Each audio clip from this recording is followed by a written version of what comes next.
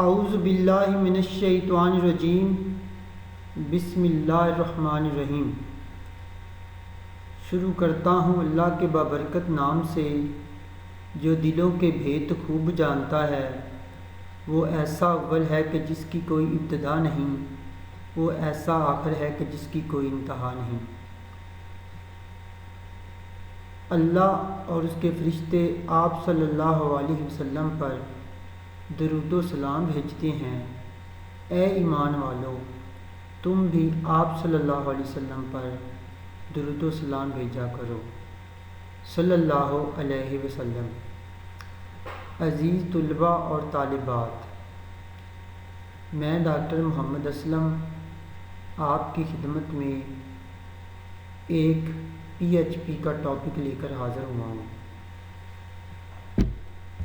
आज की इस वीडियो का मकसद आप लोगों को इनहेरिटेंस के बारे में बताना है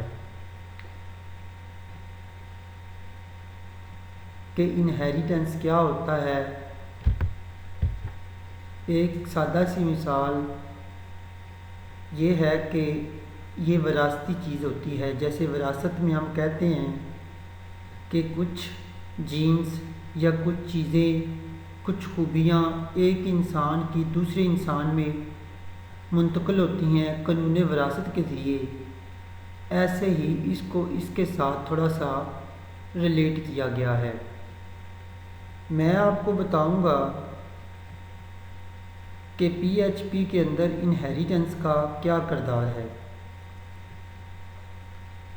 आपने बहुत सारी वीडियोस देखी होंगी जिसमें इनहेरिटेंस के मतलब बताया गया है, लेकिन मुझे काफ़ी डिफ़िकल्टीज फ़ील हुई क्योंकि हर बंदे ने अपने हिसाब से PHP इनहेरिटेंस का कॉन्सेप्ट बताया है। लेकिन मेरी कोशिश ये है कि मैं आपको लॉजिकली ये समझा सकूं और इसका एक बना बनाया सिंटैक्स दे दूं ताकि आप उसको याद कर लें लॉजिक के साथ और इन फ्यूचर उसको प्रैक्टिकली अडॉप्ट करें। अगर हम बाकी वीडियोस को कंपेयर करें तो उनमें कुछ चीज़ों का नाम डिफ़र होता है जिससे थोड़ा सा इंसान को समझने में दिक्कत आती है। लेकिन यहाँ पे मैंने चीज़ों के जेन्युइन नाम लिखे हैं ताकि आपको किसी किस्म की एम्बिग्युइटी ना क्रिएट हो। तो बगैर टाइम वेस्ट किए, अगर आप मेरे चैनल पर नए हैं तो प्लीज़ मेरे चैनल को सब्सक्राइब करें और इस वीडियो को देखते हैं। इसके सबसे टॉप पे मैंने लिखा हुआ है syntax for all types of multi level inheritance. ये मैंने 2 लाइंस कमेंट्स की हैं। इनका फ़ायदा हमें ये होता है कि हमारा कोड रिज़ल्ट में ब्राउज़र में शो नहीं होता। यानी कि ये एक ऐसा सिंटैक्स है जो कि मल्टी लेवल इनहेरिटेंस, जिस तरह की भी इनहेरिटेंस होगी उसमें आप लोगों के लिए हेल्पफुल साबित होगा। यहाँ पे मैंने, आप क्लास नेम कोई भी रख सकते हैं, लेकिन मैंने क्लास का क्लास नेम 1 रखा हुआ है। यानी कि यहाँ पे हमारे पास क्लास आएगी और उसका नेम आएगा। आप क्लास नेम 1 की जगह पर कोई भी नाम दे सकते हैं, लेकिन मैंने एक सिंटैक्स बनाया हुआ है, यानी कि ये एक फार्मूला है ताकि आप लोगों को आसानी से समझ आ सके। इसलिए मैंने इसको आपकी आसानी के लिए क्लास नेम 1 रखा है। इसके बाद 2 कर्ली ब्रेसेस लेंगे जो कि एक ये है और एक सबसे एंड पे होती है।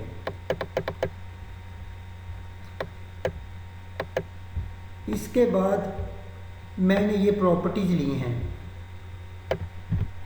मैंने प्रॉपर्टी एज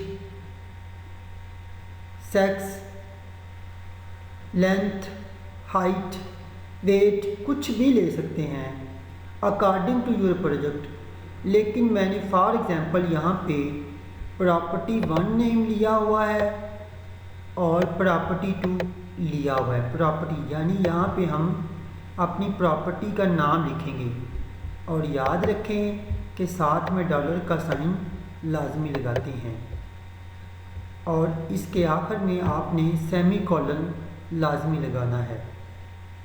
ये जो लाइन है ये हमारी प्रॉपर्टीज़ को शो करती है। इसके बाद मैंने कंस्ट्रक्ट यानी कंस्ट्रक्शन का फंक्शन लगाया हुआ है। कंस्ट्रक्शन का फंक्शन आप लोगों को बहुत हेल्पफुल होता है। ये विदाउट कॉल ही आप इसको चला सकते हैं, इसको कॉल करने की ज़रूरत नहीं पड़ती। इसमें जब आपने फंक्शन नेम कंस्ट्रक्ट लेंगे, इसमें ऊपर वाली दो प्रॉपर्टीज़ हैं, प्रॉपर्टी नेम 1 और प्रॉपर्टी नेम 2, इनको लिख दिया। आप इनको अपने हिसाब से लिख सकते हैं और अगर कोई और नाम देना चाहते हैं तो वो भी आप दे सकते हैं। इसके बाद ये कर्ली ब्रेसेस इस फंक्शन की ख़त्म होगी। इसके बाद क्योंकि इस फंक्शन को इसके बाद हमने एक फंक्शन और शुरू किया और उसका नाम रखा हमने फंक्शन नेम 1। फंक्शन नेम क्योंकि हमने चीज़ों को शो करना है तो इसके लिए हमने उसका नाम आप फंक्शन शो भी इसका नाम रख सकते हैं, लेकिन मैंने लॉजिक डेवलप करना है तो आप इसका फंक्शन नेम 1 रखें ताकि आपको किसी किस्म की टेंशन ना हो। यहाँ पे इको मैंने लिखा और बेस क्लास एक नाम लिखा ताकि हमें पता चले कि ये क्लास कौन सी है। बेस क्लास फिर इको किया मैंने, प्रॉपर्टी नेम 1 को मैं इको करूँगा और प्रॉपर्टी नेम 2 को मैं इको करूँगा। इन चीज़ों को तसल्ली से देख लें कि कहाँ पे आना है। सेमी कॉलन को लाजमी लिखना है, डबल कोट्स को लाजमी लिखना है आपने, ठीक है। और इस तरह से ये करने के बाद यहाँ पर हमारी क्लास ख़त्म होगी है, ठीक है।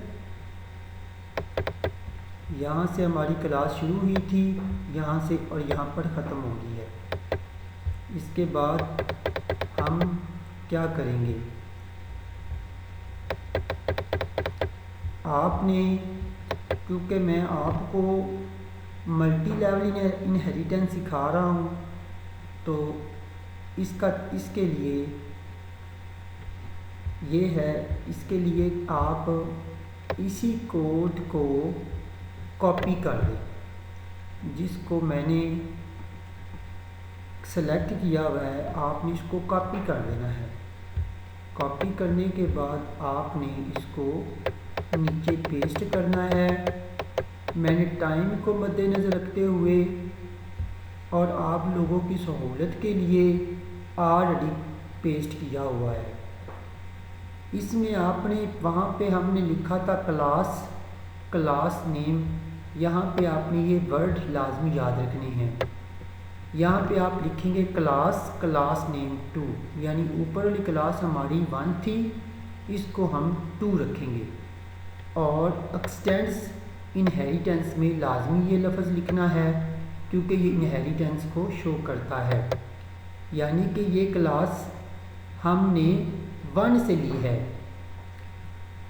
जो क्लास नेम 1 है, पहली क्लास है, उससे हमने ये जो क्लास ली है इसका नाम क्लास नेम 2 रखा है।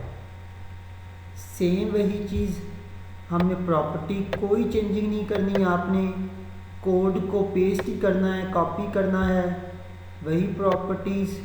उसके बाद फंक्शन कंस्ट्रक्शन लगाना है, उसके बाद फंक्शन नेम चीज़ों को शो करने के लिए लगाना है। कोई चेंजिंग नहीं मैंने की, सेम मैंने पेस्ट किया है। चेंजिंग मैंने किया, यहाँ पे मैंने 2 लिखा है, इससे आगे मैंने चेंजिंग की है, ठीक है। यहाँ पे 2 लिखा है, एक्सटेंड्स लिखा है।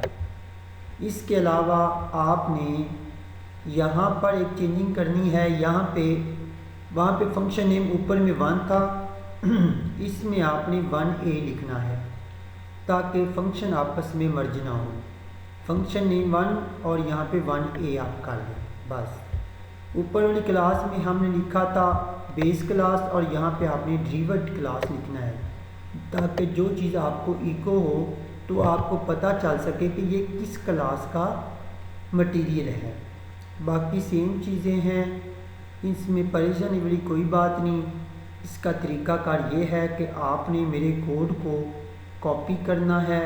कॉपी करने के बाद अपनी एडिटर में पेस्ट करके इसकी प्रैक्टिस करनी है तो इंशाल्लाह आपको बहुत जल्द इनहेरिटेंस का कंसेप्ट तसल्ली से आ जाएगा।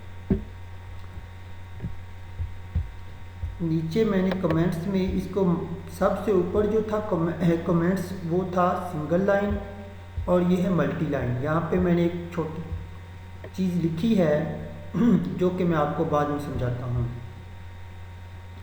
अब क्या करना है, अब आपने जो कोड पहले कॉपी किया हुआ था चले उसको आप रहने दें। आप इस क्लास 2 मुकम्मल को जितना मैं ये कर रहा हूँ इस मुकम्मल को सिलेक्ट कर लें और इसको दोबारा से कॉपी और पेस्ट करें और आप यहाँ पे आ जाएंगे। यहाँ पे आप लिखेंगे क्लास नेम 3, वहाँ पे 2 था यहाँ पे 3 लिखें, एक्सटेंड्स क्लास नेम 2, यानी कि ये क्लास मैंने क्लास 2 से ली है। सेम वही चीज़ यहाँ पे प्रॉपर्टीज लिखेंगे, फंक्शन कंस्ट्रक्शन लिखेंगे और याद रखें कि ये जो चीज़ है यहाँ पर ये डबल अंडरस्कोर को शो करती है, डबल अंडरस्कोर को। सेम वही चीज़ है, कोई इशू नहीं है, कोई नाम का फ़र्क नहीं है। यहाँ पे सिर्फ फ़र्क मैं आपको बताता हूँ, यहाँ वहाँ पे 2 था यहाँ पे 3 है और वहाँ पे 1 था और यहाँ पे 2 है, क्योंकि ये हमारी अब एक के हिसाब की तीसरी क्लास बन रही है। या इसको पहले हमारी क्लास थी उसके बाद हमने जो पहले वाली क्लास को हम पेरेंट क्लास कहेंगे, दूसरी को हम ड्रीवर्ड क्लास कहेंगे और तीसरी को हम सब ड्रीवर्ड क्लास कहते हैं। अब चेंजिंग यहाँ पे किया हमने, फंक्शन नेम 1A ऊपर रखा था और यहाँ पे हमने 1B दे दिया, ठीक है।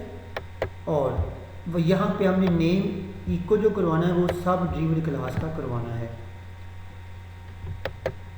तो ये आपने याद रखना है, ठीक है। अब मैं आपको बताता हूँ कि इससे पहले जो हमारी ड्रीवर्ड क्लास थी इसमें मैंने कमेंट्स में ये चीज़ लिखी थी, ये आपको मैं सिखाता हूँ।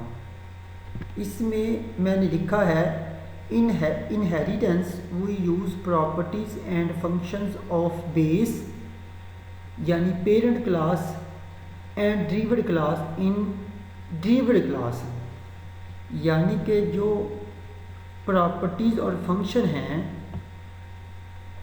वो बेस क्लास की, ठीक है।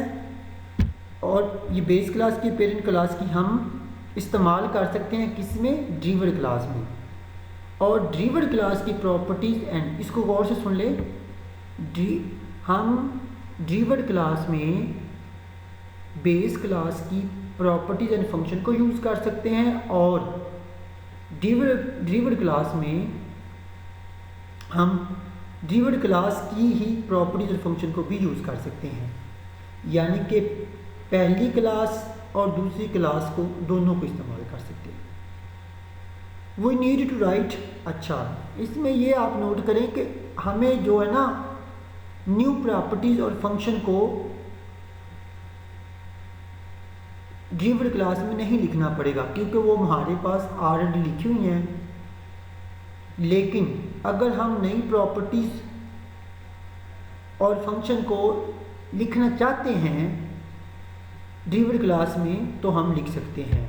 इसको आप पढ़ेंगे तो आपको आसानी से समझ आ जाएगी। सेम यही मैंने कमेंट्स यहाँ पे लिखा है, इसको आप पढ़ लें। इसका मकसद ये है कि हम properties and function of base class को सब ड्रीवर्ड क्लास में इस्तेमाल कर सकते हैं, प्रॉपर्टीज़ एंड फंक्शन को properties and function of derived class को भी सब ड्रीवर्ड में इस्तेमाल कर सकते हैं। प्रॉपर्टी एंड फंक्शन सब ड्रीवर्ड क्लास के को भी इस्तेमाल कर सकते हैं। अगर आपको थोड़ी सी कोई एम्बिग्युइटी क्रिएट हो रही है तो इसको आप इन लाइंस को पढ़ें, बाकी मैं आपको प्रैक्टिकल इसका करके दिखाता हूँ कि ये कैसे काम कर रही है। इसके बाद हम ऑब्जेक्ट क्रिएट करते हैं in base class only base class call object. ये देखें कि हम बेस क्लास के अंदर हम जो है ना एक ऑब्जेक्ट बनाते हैं जिसका नाम हमने लिखा है ऑब्जेक्ट नेम 1। ऑब्जेक्ट आप ऑब्जेक्ट का कोई भी नाम दे सकते हैं।